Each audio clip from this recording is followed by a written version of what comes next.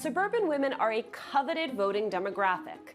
They were key to President Donald Trump's victory in 2016, and they're shaping up to be a pivotal demographic in this year's election, too. In his own appeals to suburban voters, President Trump has tweeted about protecting suburban housewives and their suburban lifestyle dreams from the invasion of low-income housing. But what do the suburbs really look like in 2020? And how closely does President Trump's idea of the suburban housewife match up to the reality?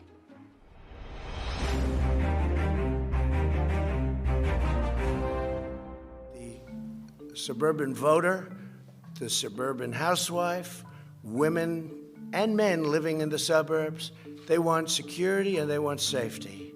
They don't want to have people coming in and forcing low-income housing down their throats. The reality is that the suburbs that President Trump is imagining, affluent, homogenous, fearful of cities, doesn't exist anymore. While he characterizes suburbia as the pinnacle of the American dream, poverty is rising faster in the suburbs than in cities.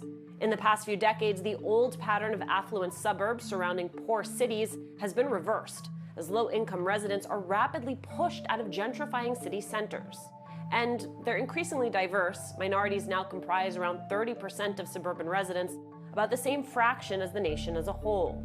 And what about housewives? How many women would fit that description? According to Pew Research, marriage rates have dropped dramatically since the 1960s. About 70% of women with children work outside of the home, and they're the primary breadwinners in 40% of households with children under 18. Overall, the share of stay-at-home moms is a little over half of what it was in 1967. And they're more likely to care about healthcare and immigration than crime and drugs. But it's important to note that the issues that matter most to women vary widely across race, generation, income, and education level.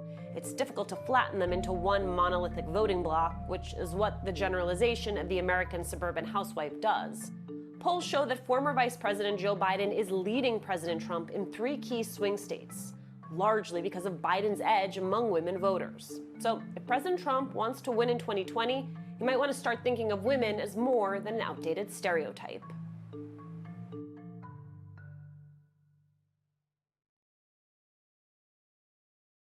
Hey, NBC News viewers, thanks for checking out our YouTube channel. Subscribe by clicking on that button down here and click on any of the videos over here to watch the latest interviews, show highlights, and digital exclusives. Thanks for watching.